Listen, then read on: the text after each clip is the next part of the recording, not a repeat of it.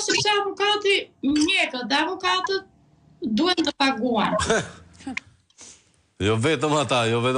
Një sekond, po me pronën ku ju banonit para 2019-s, çka ndodhur?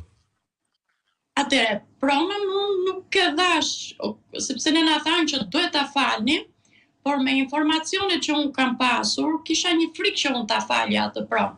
Unë pronën tek se ka qenë goca e Gramozruçit, nuk jam mbaj mend mbi emrin, jo se dua ta personalizoj si vajzën e Gramozruçit, por na ishte thënë që duhet i bënim të gjitha dokumentat për ta falur tokën.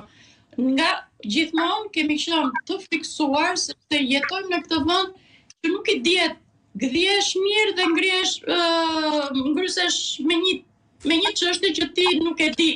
Unë nuk e kam falur si pronë. Por në momentin që ne do marrim tapinë e shtëpisë në ashtën, do bëhet në mënyrë direkte. Unë, Flavio, jam shumë banor, më vjen keq që shumë komshinët e mi, shumë persona në kombinat, që ne kemi qenë si një familje aty në kombinat, nuk kanë marrë shtëpi. Por unë kërkoj nga televizioni Syr të bëhet një kontroll në bashkinë e kombinatit, të bëhet kush i përfiton ato shtëpi, sepse neve kemi bërë të gjithë si familjar, si kurorat të veçuara, ne kemi bërë akt kërkesën që na është thënë nga bashkia që do bëj çdo pjesëtar që është më vetë, çdo kuror do bëj. Dhe në shkurt ka bërë vetëm një vlla, unë ashtë, dhe në tetor, kur është bërë në mënyrë masive, ne kemi bërë të 4 fëmijët të secili në mënyrën e vet, në mënyrë individuale. Ne nuk e përfituam shtëpinë e dytë. Nuk e përfituam, nuk e di pse. Nga bashkia na është thënë, na vjen keq pse nuk e përfituat.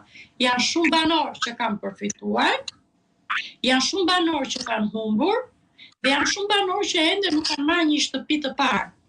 Unë po kërkoj si Alket, si pjesëtar e familjes Kalamalo, të rishikohet, por unë në bashki nuk marr dot zgjidhje, zoti Flavio. Është e pamundur që unë në bashki të marr zgjidhje.